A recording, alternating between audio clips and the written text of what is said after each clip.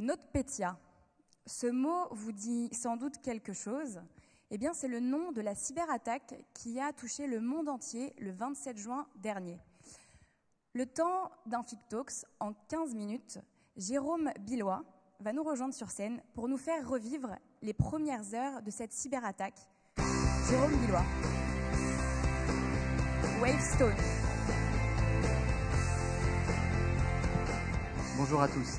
Merci Julie pour cette introduction. Effectivement, ce que je vais partager avec vous aujourd'hui, c'est ce qu'on a vécu avec nos équipes de réponse à incidents sur le terrain, chez nos clients. Et c'est finalement, moi qui travaille dans la sécurité informatique, comme ça s'appelait à l'époque depuis 2001, c'est peut-être l'événement qui m'a le plus marqué de toutes ces années. Cet événement, Julie nous l'a dit, c'était la cyberattaque qu'on a nommée NotPetya. Mais pour commencer, j'ai une première question pour vous. Et je voulais vous demander, qu'est-ce que c'est qu'on voit sur cette photo? Cette salle machine qui est complètement à l'air du temps, complètement sécurisée, comme vous pouvez le voir avec ce beau ventilateur, eh bien finalement, c'est la salle machine de la société ukrainienne qui s'appelle Midoc et qui a créé le logiciel de comptabilité qui a été à l'origine de l'infection de NotPetya. Cette cyberattaque mondiale, elle est partie de là, elle est partie de cette salle serveur complètement aux normes. Alors, NotPetya, vous vous en souvenez, les premières heures, on a parlé d'un ransomware, donc un rançongiciel qui se déployait automatiquement, qui se déployait extrêmement rapidement. En moins d'une heure, on a observé chez nos clients eh bien, des salles entières, des open space complets qui se retrouvaient dans l'état que vous voyez ici sur cette image, avec l'ensemble des machines bloquées et qui demandaient une rançon, la fameuse rançon de $300. Mais finalement, très rapidement, ce qu'on a observé, ce qu'on a vu, c'est que ce n'était pas un rançongiciel, mais que c'était plutôt ce qu'on appelle un wiperworm, donc un code malveillant qui s'auto-réplique et qui est vraiment là pour effacer, pour détruire. Et malheureusement, ce code malveillant, il a très bien fonctionné. L'Ukraine, qui était au cœur de l'attaque, qui était clairement la cible, a vu plus de 1500 de ces entreprises touchées. Mais c'est surtout le monde, finalement le monde victime collatérale de NotPetya, qui a souffert aussi énormément, avec toutes les grandes entreprises que vous voyez ici affichées, qui ont eu plusieurs semaines d'interruption de leurs services et des dégâts pour chacune qui s'élèvent à plusieurs centaines de millions d'euros ou de dollars. On est aujourd'hui en sommant les 10 premiers qui ont été touchés par NotPetya sur une somme supérieure à 2 milliards. Donc vous voyez l'impact que ça peut avoir. Et ce qui est intéressant de voir, c'est comment on peut réagir par rapport à ça. Et finalement, la première des réactions, ça a été la réaction de l'Ukraine. 1500 sociétés touchées dans le pays. Quand vous êtes dans cette situation-là, en tant qu'État, qu'est-ce que vous faites? Eh bien, vous faites ça, vous envoyez les forces spéciales, vous essayez de remonter à la source de cette cyberattaque qui vient de vous toucher, et donc vous envoyez vos forces spéciales dans les locaux de la société d'où tout est parti, et qu'est-ce que vous trouvez? Des développeurs en chemisette et en jean, et des chefs de projet en train de revoir des gantes dans des salles de réunion. Et finalement, vous allez au cœur du problème, et là, vous trouvez la fameuse salle machine dont je vous ai parlé. Est-ce qu'on arriverait à imaginer que de ces serveurs qu'on voit ici, eh bien, on arrive à faire plus de 2 milliards de dollars de dégâts dans les 10 premières sociétés touchées? C'est, je pense, ce qui est particulièrement marquant dans cette affaire. Mais alors vous, ici même, comment est-ce que vous réagiriez par rapport eh bien, à cette attaque? Parce qu'elle a eu lieu une fois, elle pourra certainement avoir lieu d'autres fois. Donc l'objectif aujourd'hui, c'est de vous partager ce que nous, on a vécu, nos équipes de réponse à incidents, avec nos clients sur le terrain, et à commencer par ce qui s'est passé dans les premières heures. Alors vous en doutez, les premières heures, c'est assez simple, vous êtes submergé. Vous êtes submergé par des alertes, votre téléphone sonne dans tous les sens, vous avez une pluie de SMS. Qu'est-ce qu'on vous dit? On vous dit, il n'y a plus rien qui marche. Toutes nos applications métiers ne répondent plus. On n'a plus un seul PC qui marche. Les emails, ça ne marche plus non plus. Qu'est-ce qu'on vous dit? On vous dit finalement que eh bien, tous les pays dans lesquels vous opérez sont touchés. Et là, vous dites, mais comment c'est possible? Comment est-ce qu'en si peu de temps, enfin, qu'est-ce qui se passe? Je ne comprends pas. Mais en très peu de temps aussi, eh bien, vous avez tout de suite le top management qui vient vous voir, la direction générale, voire même le directeur général qui vous appelle et vous dit, mais qu'est-ce qui se passe? Quelle est la situation? Et donc là, vous vous retournez et vous essayez de comprendre ce qui s'est passé, quelle est la situation. Et en quelques minutes, vous arrivez à faire un premier inventaire qui est finalement extrêmement impactant, extrêmement grave. À grosse maille, vous voyez que vous avez entre 50 à 95% de votre système d'information qui est détruit. vos postes de travail, vos serveurs. Vous avez beau les redémarrer, plus rien ne se passe. Le deuxième point, et qui est là encore plus angoissant pour les équipes informatiques, c'est que finalement, vous dites « Comment je peux reprendre la main sur tout ça ? J'ai plus les consoles d'administration, j'ai plus aucun diagramme réseau, je n'ai plus aucun journal, je n'ai plus les moyens d'agir sur mon système d'information. » Et puis finalement, encore une sueur froide qui monte.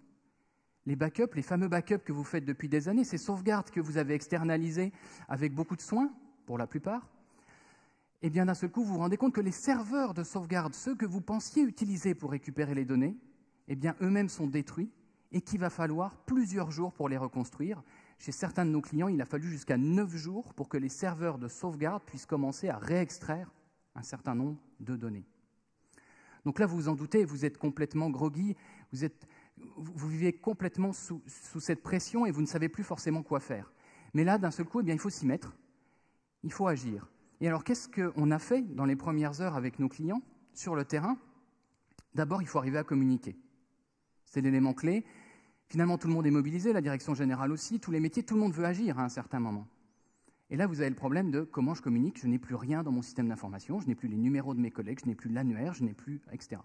Mais vous faites avec les moyens du bord.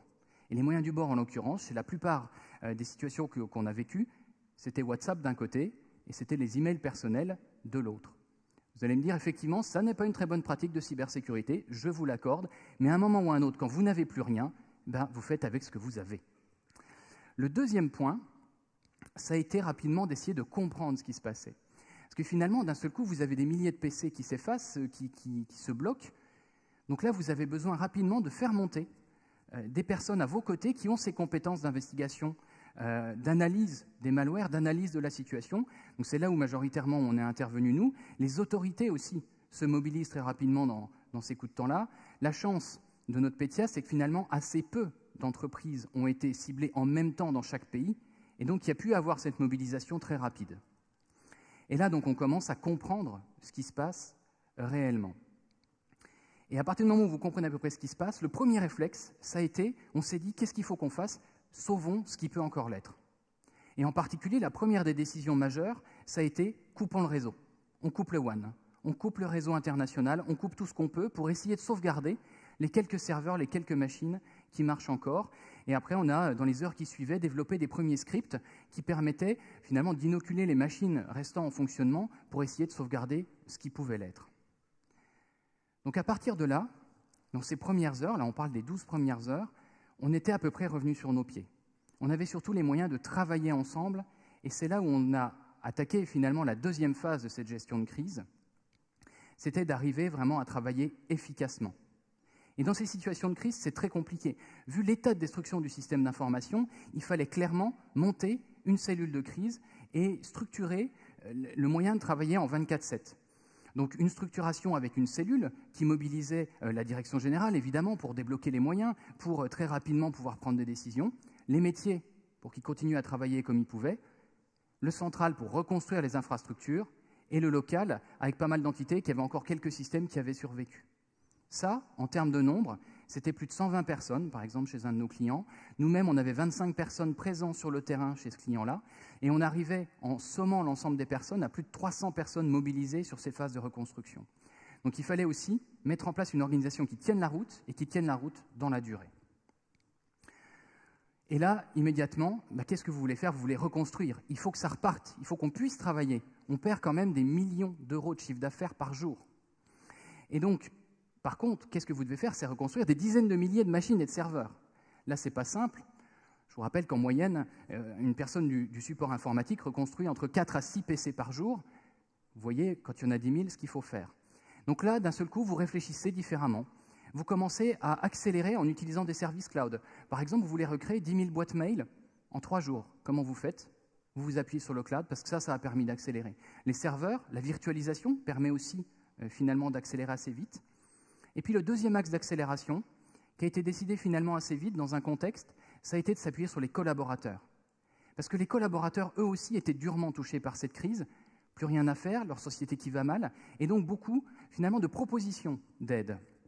Eh bien, ça a été l'occasion de s'appuyer sur eux, en leur demandant et finalement en leur proposant eux-mêmes de réinstaller leurs machines, ce qu'ils ont fait à commencer par les plus hauts niveaux de l'entreprise, et ce qui a permis de paralléliser et d'accélérer énormément la reconstruction. Et puis le troisième point, c'est s'appuyer sur les fournisseurs qui, heureusement, eux, pour la plupart, n'étaient pas touchés. Des fournisseurs dont on voit rapidement ceux qui sont finalement bons et ceux qui le sont moins, ceux qui passent 3 jours à essayer de voir dans le contrat de service avec l'Inde s'ils peuvent vous aider pendant la crise, ou ceux qui passent directement dans la nuit avec vous en mode 24/7. Mais pour bien reconstruire, il y a un élément clé dans ces crises cyber. On ne reconstruit pas n'importe comment, parce que si on reconstruit n'importe comment, on va être détruit immédiatement. Donc c'est là où il a fallu mobiliser aussi des compétences pointues en analyse forensics, en analyse de malware, pour vraiment en comprendre le fonctionnement, et puis aussi construire un environnement de test pour pouvoir évaluer si la reconstruction était suffisamment solide. Et pour ça, on a aussi cherché pendant longtemps, et parfois on n'a pas réussi à le trouver, le fameux patient zéro, le premier PC par lequel la menace entre dans l'entreprise. Et c'est ce premier PC qui vous donne le maximum d'indices pour savoir si vous êtes protégé encore ou pas de cette menace. Donc voilà les 3 grandes actions qu'on a réalisées dans les jours qui suivaient. Mais si on prend un peu de recul et si on regarde finalement quels sont, je dirais, les éléments clés sur lesquels on peut s'appuyer aujourd'hui pour construire une nouvelle stratégie, une stratégie de cyber-résilience, mais avec le recul, on a identifié 3 grands piliers. 3 grands piliers sur lesquels on peut agir dès aujourd'hui. Le premier des piliers, c'est effectivement le pilier de l'anticipation. Et là, je vais commencer par enfoncer une porte ouverte. Oui, il faut appliquer les basiques de la cybersécurité, les règles d'hygiène, je pense qu'on ne le répétera jamais assez. On sait que c'est extrêmement dur, on sait que ça fait des années qu'on n'y arrive pas, mais ça donne finalement l'énergie et la force pour pouvoir mieux le faire. Le deuxième point, c'est pourquoi pas introduire dans nos systèmes d'information de la diversité et de la flexibilité. Diversité, par exemple, avec l'introduction d'autres systèmes d'exploitation, en nombre limité, dans les départements peut-être les plus sensibles. Flexibilité, en faisant s'appuyer notre système d'information peut-être plus sur des services cloud qu'on pourra décorréler du système d'information nominal en cas de crise majeure. Le troisième point, c'est de limiter, de bien sécuriser tous les points d'amplification d'une cyberattaque. Évidemment, les infrastructures d'administration, de déploiement de correctifs, les antivirus, finalement tout ce qui peut être utilisé pour, en un point, toucher l'ensemble du système d'information. Et puis le quatrième point, c'est revoir les plans d'alerte, les plans de continuité, qui clairement n'ont pas été conçus pour ces menaces et qui aujourd'hui ne sont pas en mesure de les couvrir. Tous les processus qu'on a pu faire ne couvrent pas forcément ces scénarios-là. Deuxième axe, c'est finalement la capacité à agir rapidement et efficacement. Évidemment, il faut revoir ces processus de gestion de crise, mais peut-être surtout, il faut s'entraîner. Aujourd'hui, les équipes sécurité gèrent énormément de petits incidents, voire des fois sont endormis par ces petits incidents. Eh bien, là, on pense qu'il faut s'entraîner techniquement sur les systèmes à gérer ce type de crise régulièrement pour pouvoir être efficace le jour où elles arrivent. Ensuite, il faut avoir un système de gestion de crise qui, lui, soit en dehors du système d'information pour qu'évidemment, si le système d'information est détruit, bien, on puisse travailler sans avoir à s'appuyer sur WhatsApp, par exemple. Et puis, il faut avoir la capacité à agir rapidement pour limiter la propagation quand elle a lieu. Je pense par exemple à mettre des cloisons étanches dans le réseau qu'on peut activer très rapidement, voire qui peuvent à certains moments s'activer automatiquement pour pouvoir limiter cette propagation et sauver ce qui peut encore l'être. Et puis, dernier axe de travail, c'est la capacité à reconstruire. On dit toujours « protect, detect, respond ». Oui, eh bien aujourd'hui, il faut ajouter « rebuild » parce que cette reconstruction, elle est un élément clé d'une bonne stratégie de cybersécurité et elle passe par 2 choses. Une reconstruction rapide, industrialisée, avec des moyens qui ont été réfléchis pour réinstaller des milliers de machines ou des milliers de serveurs, mais également une reconstruction qu'on saura saine avec les moyens de tester l'innocuité finalement des différents systèmes qu'on va redéployer sur le réseau. Pour terminer, je pense que c'est un message important à retenir aussi, c'est que finalement cette stratégie de cyber-résilience, ce n'est pas uniquement la filière cybersécurité qui pourra la rendre réelle et concrète sur le terrain. Ça va nécessiter effectivement de travailler ensemble avec, d'une part, les équipes de continuité qui travaillent depuis des années sur la gestion de crise, sur les scénarios de reprise en cas d'incident majeur, les crues de Seine, les pertes de bâtiments, etc. Il y a besoin de travailler ensemble aussi avec les métiers qui maintenant ont bien compris qu'un incident cyber, ça peut arriver et avec qui on peut trouver des solutions palliatives efficaces. Et puis aussi travailler avec ses fournisseurs. Ces fournisseurs à la fois parce qu'ils peuvent être une force le jour d'un incident majeur, mais il faut qu'ils soient prêts eux aussi, mais aussi ces fournisseurs parce qu'eux-mêmes peuvent être une menace et peuvent eux-mêmes être touchés par une attaque majeure et donc se retrouver également à genoux et vous impacter par rebond. Voilà ce que je voulais partager avec vous. Si jamais, alors le temps passe vite, on n'avait qu'un quart d'heure ensemble, si jamais vous voulez en savoir plus, on a une publication sur notre stand qui résume et qui détaille certains des points que je vous ai présentés aujourd'hui. N'hésitez pas à nous contacter et donc à nous rendre visite. Merci à tous. Bonne journée.